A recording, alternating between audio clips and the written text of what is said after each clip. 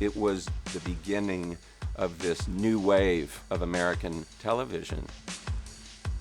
Television in the 20th century was the most repressed conservative medium in existence. The Sopranos is finally our first sense of what human television can look like. It changed on an artistic level, what you could try and what people would accept. David Chase and Gandolfini and company weren't trying to be liked. It was pretty amazing to see it take place. It's like a roller coaster ride. I mean, it was like a huge, huge roller coaster ride.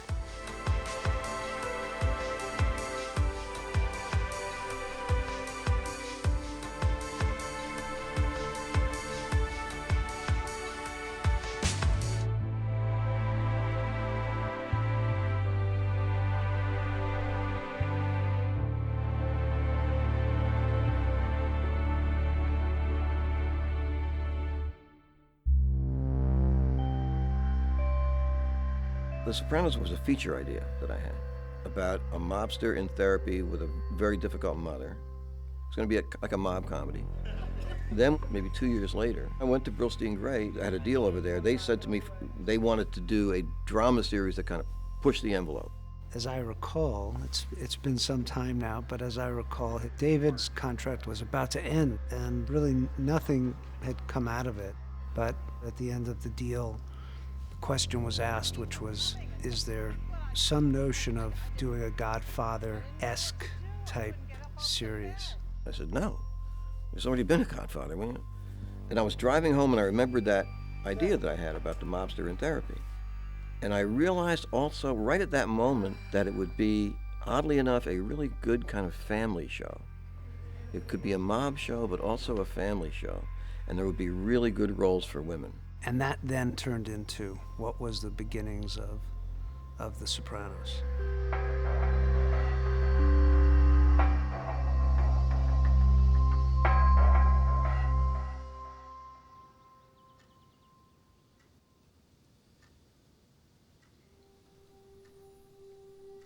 We shot the pilot in 1997. It didn't go on the air till 1999. My judgment was that it came out really well. I think David's judgment was that nobody would be interested and nobody would even want to see it. Jimmy, may rest in peace, felt the exact same way. I remember seeing the ads for The Sopranos starting to pop up on bus shelters and things like that. And first thing I thought was, well, that's a terrible title. Like that show's just going to be dead on arrival because that's just a terrible title. You all right? My leg's broken, the bone's coming through. Let me see. I'll give you a fucking bone, you prick! Where's my fucking money? We really broke some new ground, I think, in terms of what kind of storytelling was going to be popular on TV, you know? What kind of latitude people were willing to accept from characters. What are you doing? Get over here! That's Get over $3,000 here. $3,000. Go ahead. The Sopranos pilot episode is so exquisite. I remember seeing it thinking, this is unlike anything I have ever seen on television before. It seemed to breathe in a way that television didn't have that kind of rushed feeling or that kind of feeling where everything had to be wrapped up. In that first episode, James Gandolfini just pops out. I'd seen him before in movies, but I had no idea he was capable of what he did at the very beginning. And Nancy Marchand and Edie Falco, they were all great from the start. Him, with those ducks. The whole pilot was about the ducks, and what do the ducks mean? At one point, these ducks land in his swimming pool, and like John the Baptist, he descends down the steps of the pool, fully dressed in his robe to feed these ducks. You know, anytime you're working with wild animals, you want to train them, but I don't know how well ducks actually get trained. The ducks kind of like hearken to something that's going on inside Tony that he can't put his finger on. And then the ducks leave. They were having fun in the pool and they wouldn't fly. They wouldn't fly on cue. So then we brought a couple more people in. We made a little bit more noise. We tried to get the ducks to fly. It took quite a bit to get the ducks to fly. And then he has some kind of a breakdown, panic attack, while Puccini is playing La Rondine in the background, which is about the flying swallows. I mean, the level, the density of this is mind-blowing. Tony! Dad! Ah! Get back! Daddy! Dad! Deputy Junior, call 911.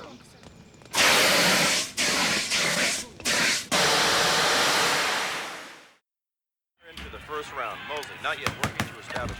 What's the situation on the ground today, right now, in the mob? Confusion, instability, vacuum at the top. What caused the decline? Your sister's ass. Television in the 20th century was the most repressed conservative medium in existence. The party's over. The Sopranos ushered in the 21st century. 1999 was a perfect time for the Sopranos to come on the air because it changed radically the very nature of television.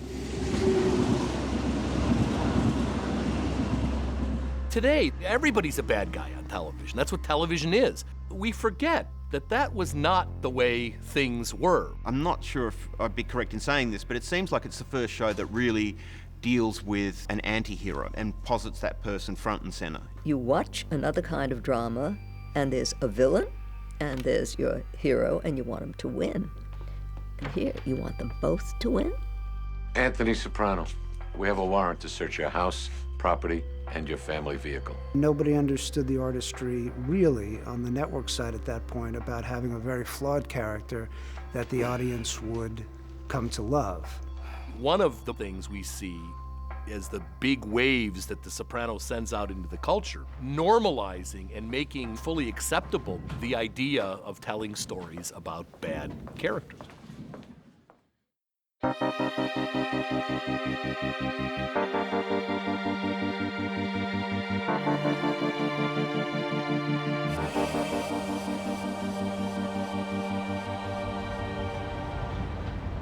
Are you in the mafia?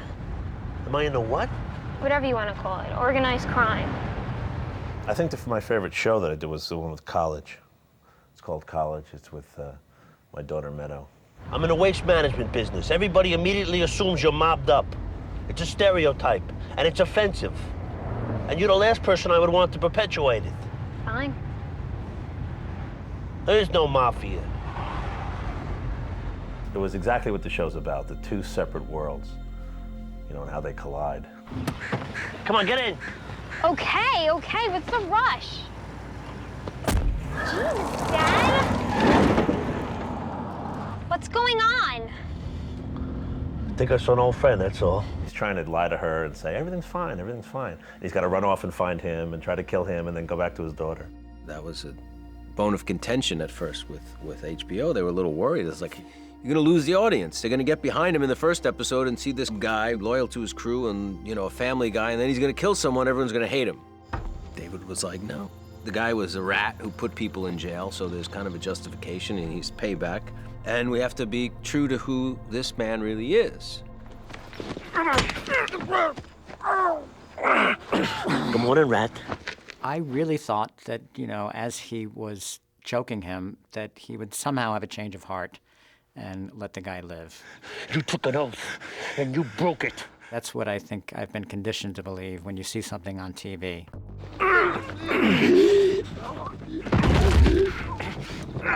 It was truly shocking. He's committing cold-blooded murder in a way that you're not supposed to root for him. At that moment, I didn't know what to feel about this guy, because it was like, oh my God, he really did it. Where have you been? I went back to the motel. They didn't have the watch, so I went over to the restaurant. The restaurant had your watch? Yeah, I took it off in the bathroom when I was washing my hands. That whole thing, I was just reading it. It was like, this is wild. He's, you know, lying to his daughter. He's got to go see his daughter 5 minutes after he killed someone. He's taking his daughter to look at colleges. What more American event is there? And every time there was something that felt in that way, like it was the most American thing, he kind of poked at it so we could see the rot just under the surface. Miss Soprano, come on in.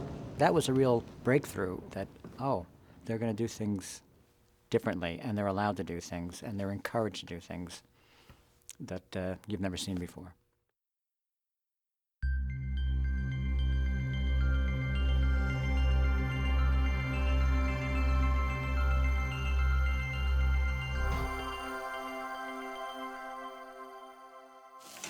There they are. Hey, Ma, Uncle June. You're using mesquite. That makes the sausage taste peculiar. Olivia was my mother. Playing bingo, Olivia? Oh, not tonight, honey. You know, she's a degenerate gambler. My mother's just out there. She was always good for a laugh, I'll have to say that. I mean, as Livia Soprano proved. Who say it? It's me, Ma. Who are you? This lady thinks she knows everything, and at the same time, she is terrified of her own shadow. You know, somebody called here last night after dark. Oh. You think I'd answer? It was dark out. I was always brought up very well. Manners, food, I was always well taken care of. She just wasn't she wasn't the most loving, you know. She was more worried than she was loving. Come on, get dressed. I'm taking you to brunch. What? You heard me. Get dressed. What's wrong? Tell me. She concentrated on what might go wrong and then what might have been going right. Why does something have to be wrong? Is it Meadow? She eats like a bird. She was funny. All my aunts and uncles and my cousins always found her extremely amusing. Mama Olivia, como stai, darling?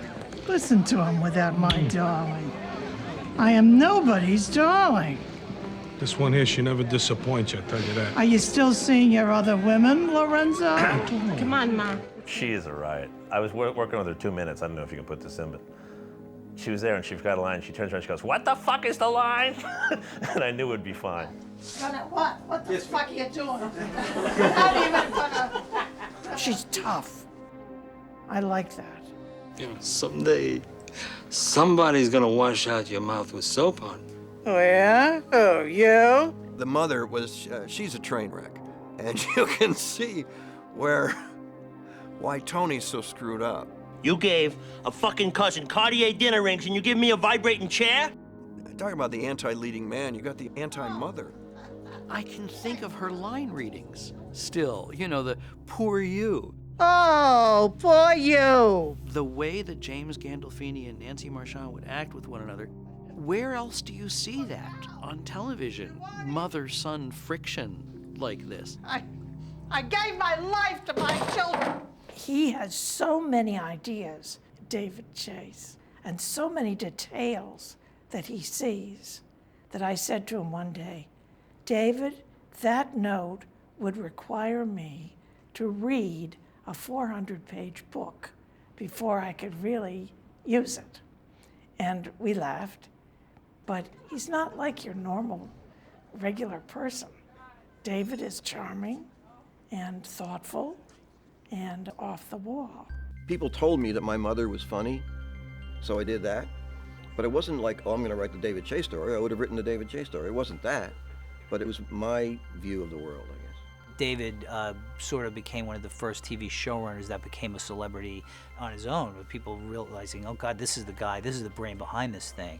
He is the organizing imagination and authority behind the entire enterprise. He wanted to make it as authentic as possible. He really wanted to be in New Jersey, and he really wanted Italian-American actors, and he wanted to find them, and he wanted to cast them, and it's all the little things. You know, one thing won't ruin the show, but when you add them all up together, it just doesn't feel right. It doesn't have the right texture. David wasn't afraid to say, you know what, that moment could be a little better. He was always right. We lived in the editing room with these things. He lived and breathed it. He's somebody for whom music was key. One of the major achievements that that show had is the completely original way in which music was used on it. Thinking about every frame of that show, every frame of every episode, of every scene, that specificity is what made it as good as it is. Commendatore. Buongiorno. Cut circus.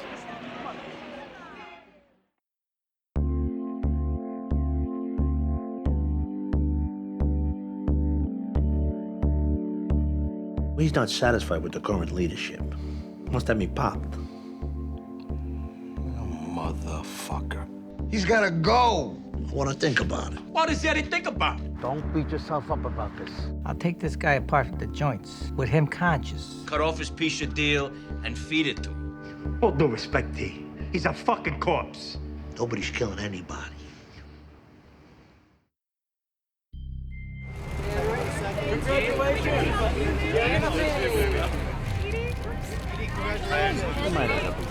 The popularity of The Sopranos, I think, surprised everyone. Mr. Chase, can we get some shots?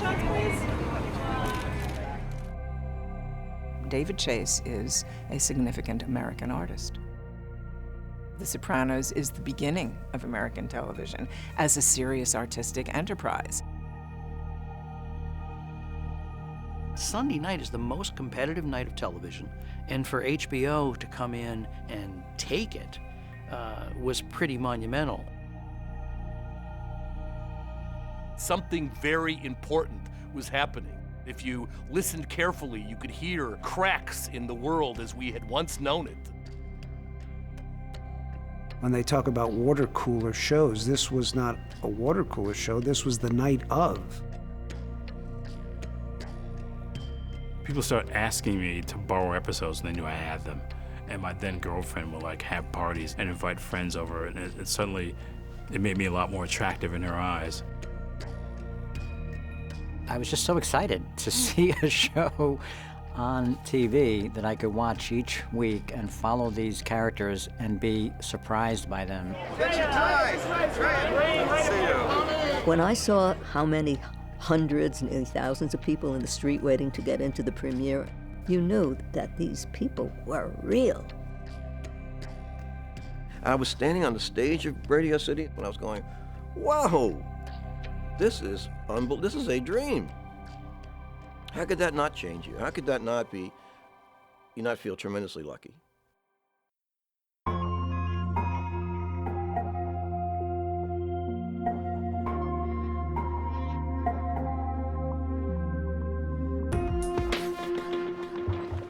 On the face, okay?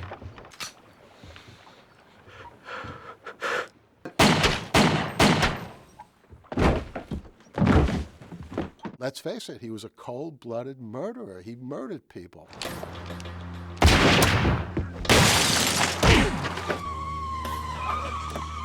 What is it? Do I look like a pussy to you? Most of the time, it was stuff that we found funny.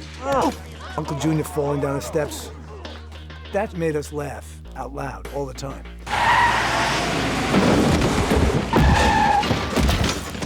You could find yourself horrified and laughing simultaneously and being disturbed at yourself for having that kind of reaction.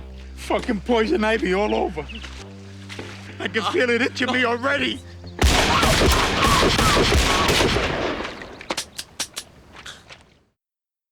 He's at 146 Route 9A, Kinderhook.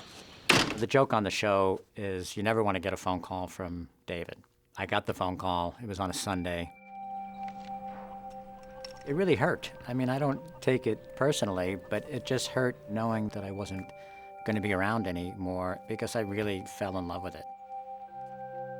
My favorite part was calling my mother just to warn her that I was going to be killed in that night's episode. And she was like, oh, why are they doing that? And who's doing it? And I said, it's Tony. It's Tony. She says, your cousin? Your cousin? No! She was really upset that it was going to be Tony.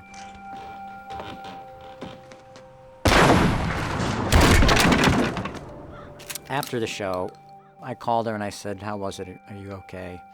She says, oh, Stephen, what a beautiful death. She says, and you look so handsome.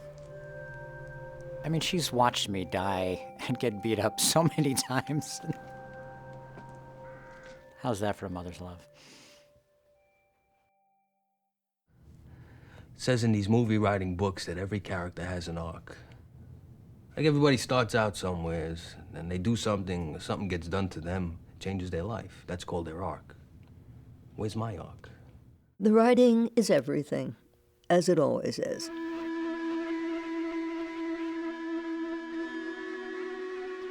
David always had this ability to write pieces that was every man's experience. You know, Quasimodo predicted all this. Who did what? All these problems, the Middle East, the end of the world. Nostradamus. Quasimodo's the Hunchback of Notre Dame. Oh, right. Nostradamus. Nostradamus and Notre Dame. It's two different things completely. It's just such good writing. I mean, you'd be laughing, and then 5 minutes later, there's a violent scene. It's very much like real life. It was you never knew what to expect. If you're going to tell a story about New Jersey mob people, you can't have them using language that's acceptable for 8 o'clock on The Cosby Show. Your uncle has acquired a taste for her. Uncle June gives head. World class. I mean, I don't know how to put this, but one of the episodes about Dominic, he loves to, go down on women. Uncle June's in a muff. What? I'm reading this thing going, we can't do this. And we did it. The fundamental question is, will I be as effective as a boss like my dad was? And I will be. Even more so, but until I am, it's going to be hard to verify that I think I'll be more effective. It's the language. We want Johnny Sack. I want to fuck Angie Dickinson. See who gets lucky first. Even for people who didn't grow up in an Italian-American universe, they recognize the at-homeness in it of these people. Oh, look at this. Some time for lunch. Yeah, set a plate. You got it. The dialogue meant something. Ever go to tie your shoes and you notice the end of your laces are wet? You go to public bathrooms, you stand at the urinal? Oh, fuck, come on, will you? He's asking me, I'm telling him. The more you see the episodes, the more you see what it's telling you about the world that they live in. You want to commit suicide? Tie your shoes and have a bite of Brajol. It's still on. It's a joke. Come on. The first thing David told me was stop writing jokes. If you just depict these people honestly, the humor will be there, and you need to trust that. The guy you're looking for is an ex-commando. He killed 16 Chechen rebels single-handed. Get the fuck out of here. He was with the Interior Ministry. Guy's some kind of Russian Green Beret. Tone? Tone, you there? Fuck! You're not gonna believe this. He killed 16 Czechoslovakians. Guy was an interior decorator. His house looked like shit.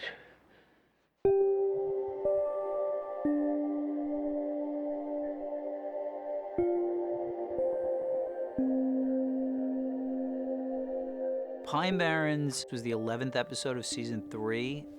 Maybe been sort of flirting with the idea of doing a story about Russian gangsters. So, Valerie, you got Silvio's money? Fucking Silvio. Watch it, comrade. And I just thought it'd be interesting if they took a Russian out into the woods to deal with him, and that he got away. How far is it to Atlantic City? I said, Timmy, that's great. Go pitch it to David. Then I went in there and I pitched it to him and he goes, that's great, let's do it.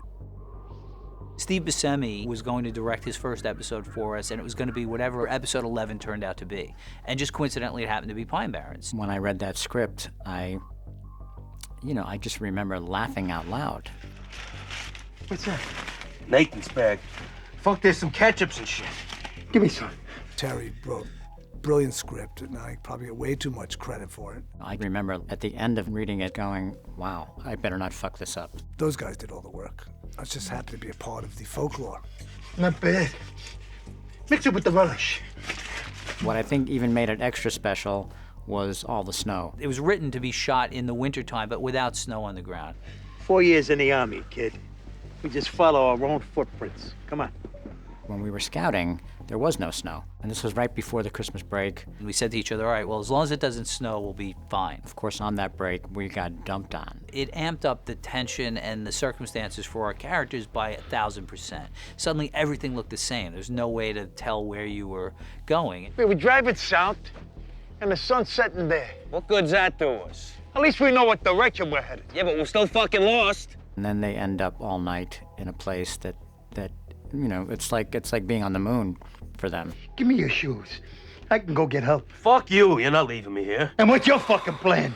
Eat catcher packs? We should have stopped at Roy Rogers. And I should have fucked the 11s, but I didn't. It was just a really, really fun shoot and turned out to be an episode that people really responded to.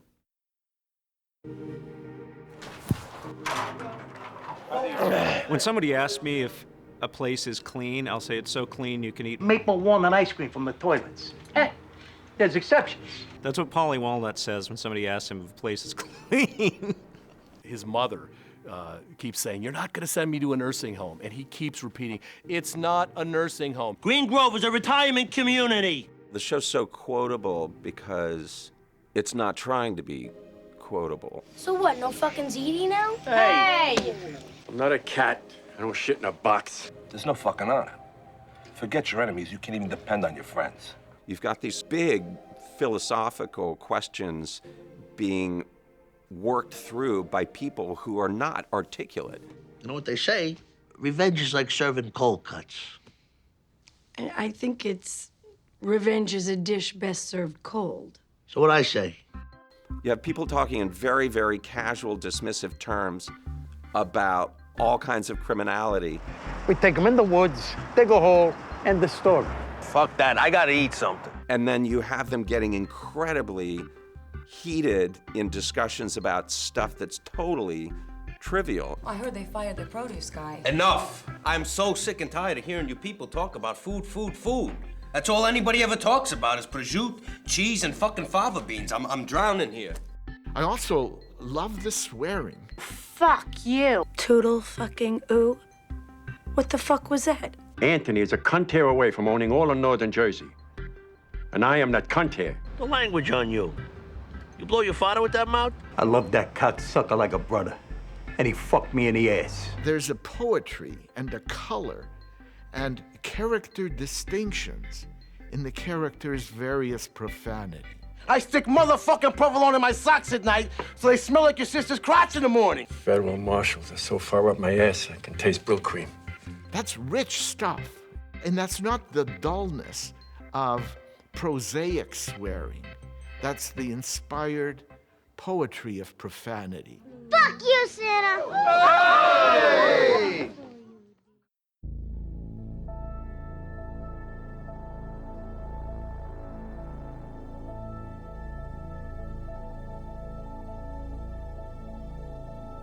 Another thing that was great about this show, starting with James Gandolfini, is they looked like real people. Tony Soprano was believable from the first time we saw him on the screen, and so were all the other characters. It had an enormous cast. The acting was really, really solid and believable. I think it's time for you to start to seriously consider salads. What do you mean? Well, I think people love Tony Soprano because he's not fronting, you know, like he is who he is. There's always such honesty and such vulnerability, even when he's being angry. Where is she? Where the fuck is she? Where is she? Please don't. His big asset as an actor was his sensitivity. Don't make me do it. I can't do it. I can't do it. He could really somehow show you his soul. I think that was a quality that he personally had. I don't think it's something that you can act, although he really was a great actor. He was just using this natural sort of warmth that he had and infusing it into this character, this often monstrous character, and that was what people were responding to when they responded to Tony. There's a Zuni saying, for every 20 wrongs a child does, ignore 19. There's an old Italian saying, you fuck up once, you lose 2 teeth. I think people took great pleasure in thinking that, oh my God, even a guy like Tony Soprano has the same basic feelings about the world as I do. As a parent today, you are over a barrel no matter what you do. Let's just not overplay our hand, because if she finds out we're powerless, we're fucked. At the end of the day, he was a father, you know, and relatable with the things I relate to with my own children, except I'm not killing people on the side and you know, a gangster. Jimmy just gave everything he had, and I think on set, everybody just wanted to rise to his level. Then I come in, that's no good? Instead of staying here for the whole thing, it feels weird. I acted with him more than I've acted with any actor, and probably more than I ever will act with any actor. You don't love me anymore? Well, that breaks my heart. But it's too fucking bad. It was like a freight train coming at you, in a good way. You don't have to love me, but you will respect me. No matter how intense he had to get, or how dark he had to get, or angry, it was still about, yeah, oh, he's got to give 110%. What's the one thing every woman, your mother, your wife, your daughter have in common? They all break my balls. You can't have a great show unless you have strong, complex female characters. The fuck was that for? I'll write you up a list. The dynamics between Tony and Carmela felt really, really true in a way that a more quote-unquote realistic domestic drama would feel. I think my favorite scenes were always the ones between James and Edie Falco, because they really learned to play off each other. That's chemistry that is really, really difficult to fake, which is trust. That's just trust. My favorite episode is Whitecaps. Carmela! What the fuck are you doing? Fucking shitbag! I just felt the level of acting in that episode was unparalleled. I'm not leaving here, Carmela. I don't love you anymore. I don't want you. You are not sleeping in my bed, Tony. The thought of it now makes me sick. Watching Jim and Edie go at it, you couldn't believe you were watching actors. I mean, you swore you were watching this really happen in front of you, and it was just magic. You were just in the midst of somebody's very, very, very private, personal life, and they were exposed in a way I had never really seen. The last year, I have been dreaming and fantasizing and in love with Furio. Every morning when he'd come to pick you up, I would look forward to it all night long in bed, next to you. Those nights when you were actually in the bed. I was afraid for both of them, you know, as characters. Just brilliantly done.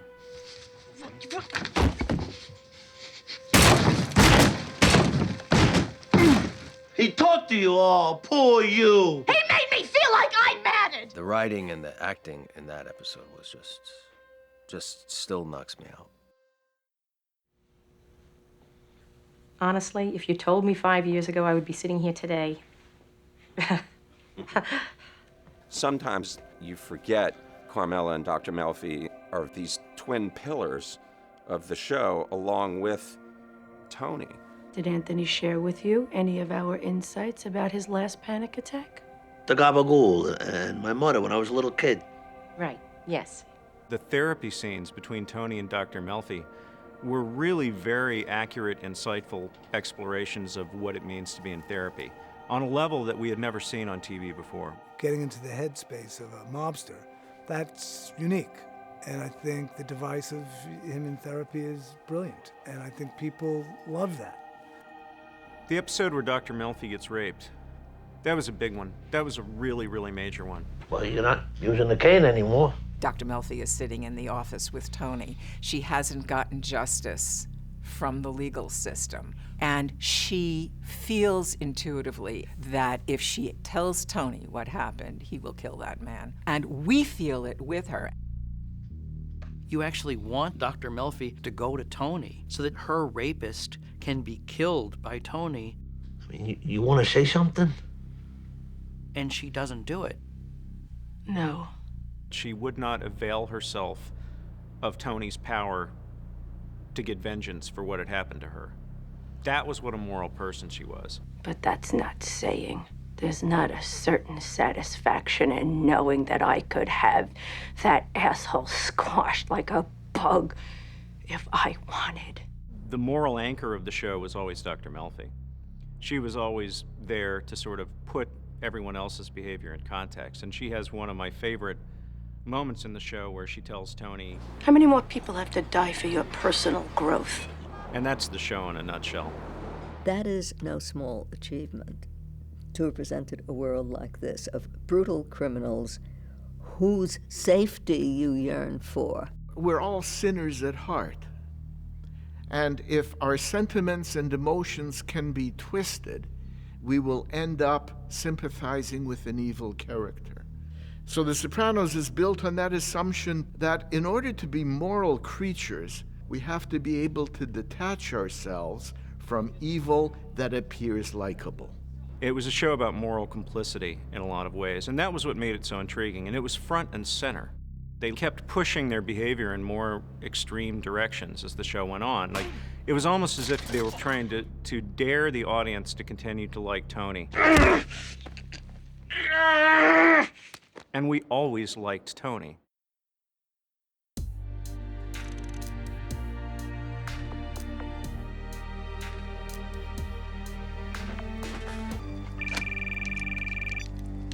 Hello? Yeah, it's me. Look, everything's okay. It's Christopher. He tried to commit suicide. Oh my God, is he all right? You know, he's been drinking, so he's probably fighting that heroin urge again. Anyway, Sil's on his way. Okay. Adriana's fantasy that she has when she's in the car, you think is real, that maybe she got away. And you realize it was just kind of a fleeting moment in her mind, when in fact she's in the car with Silvio. I'd stop to eat, but I don't want to get to the hospital after Tony. Not hungry. The two of them just played it so wonderfully. The whole time he's knowing what he's going to do, and she intuitively just knows it. Why are you crying? He's gonna be fine. Just the look on her face, I found just so moving. Come on. No, Come on. please. Where you fucking going? Come on, come on. And the way Silvio turns on her, and drags her out of the car. They didn't show that death, but it's still horrifying. It truly was one of the most powerful things I've ever seen. It just knocks you out.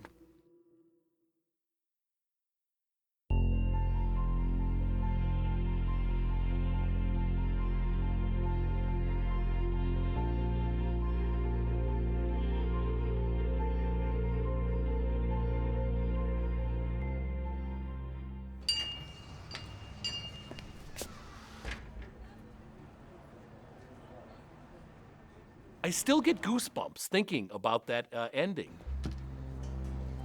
I got calls from friends and relatives saying, "What the hell happened in the end of The Sopranos? It just stopped." And I had to tell them that was the end of The Sopranos. Ambiguous endings are profoundly threatening to us because they imply that there are no answers in the universe. I was so fascinated by the outrage because when I looked at it, I thought, have you people been watching what he's been doing? Oh, I went ahead and ordered something for the table. Some people wanted quote-unquote closure. They wanted to see him get shot and go, face down in the onion rings. They wanted the TV show that was made before The Sopranos was made was the problem. And I didn't. I wanted The Sopranos. So I was thrilled with the way he ended it. I found the ambiguity of the ending consistent with the whole enterprise of a disturbing moral dilemma as a reminder that our fight against evil never ends. I think it's great that people debate what the meaning of the ending is. But what upset me was the idea that this had just been done to just go like that. Why would I ever do that? People, you've been entertaining them for 6 years and now you say, fuck you. Exactly. Why would I do that? I don't get it.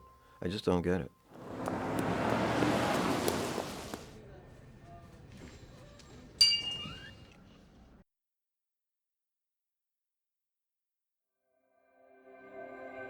Artistically, the way The Sopranos ended is exactly the way it should have ended.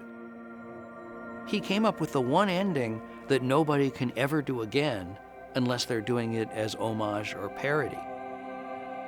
There's no explanation. There's no pointing the viewer. You either get it or you don't get it. She goes, Dad, all these girls are going to meet up at the Piazza Nirvana. I said, guess what? You'll be meeting people at the Rhodes Pizza. Honestly, when you're on your deathbed, you're not going to be thinking about the episodes you shot. You're going to be thinking about your friends and loved ones and the human experiences. Oh, thank you very much. Appreciate it. Very good. New deal. This was very satisfying. Good, how are you? Coming back to work with me? I thought if you put me in the background or something, you know, I think you can give me No, like you- a you mustache, gonna direct? wig, or... For my money, I don't think I'll ever experience another show the way I experienced that show. Working on that show was like walking down the street and hanging out on the corner with your friends. It was like that every day. I think that's why we didn't kill each other, first of all, working 16 hours a day. I think these people actually like each other, and everything gels. At least I hope that's there. I didn't watch the damn thing, so I don't know, but...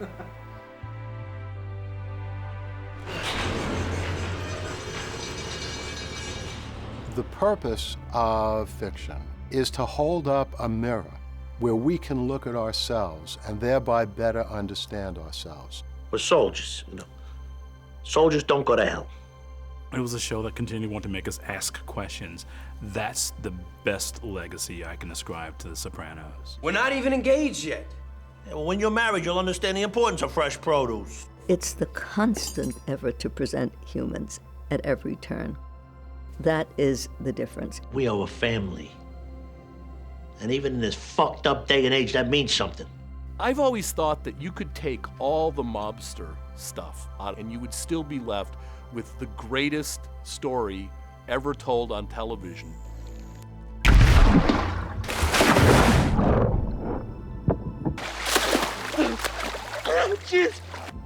It's like poetry. It's alive. It is alive. You cannot wear it out. What The Sopranos brought was to respect the audience's ability to handle something complex.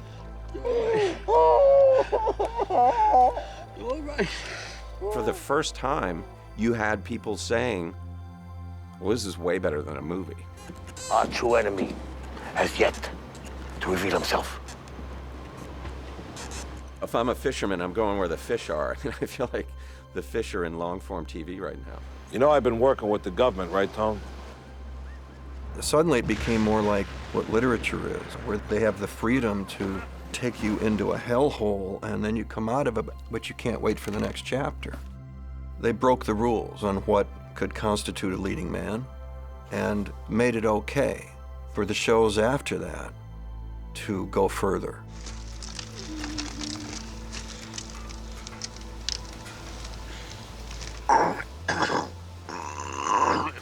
You can be terribly flawed, and people will tune in week after week after week. I have been watching several of the new adult complex dramas, and none of them has matched The Sopranos in the poetic power of the language. I find I have to be the sad clown, laughing on the outside, crying on the inside. Or in the detailed composition of each individual scene and shot. You're my dad. You two ran North Jersey. We did? Yeah. Well, that's nice. It'll be one of those things like a novel by Dostoevsky, like a play by Shakespeare, like a symphony by Beethoven, that we'll be able to consume over and over and over again. All I want is you. That's all I have ever wanted. It's kind of like Halley's Comet. Like you can't conjure it. In TV terms, it is the Beatles, and it is 2001. There's everything before, and there's everything after. The Sopranos started a revolution that is more profound than anything else that has ever happened on television, with the exception of the invention of television itself. To the people I love, nothing else matters. The farther I get away from it, it's like, I can't believe it ever happened. It was so satisfying creatively and so much fun. It was a rocket ride, like being shot into space and seeing the world from some other angle. What a trip. Hey, here we go, guys. Oh!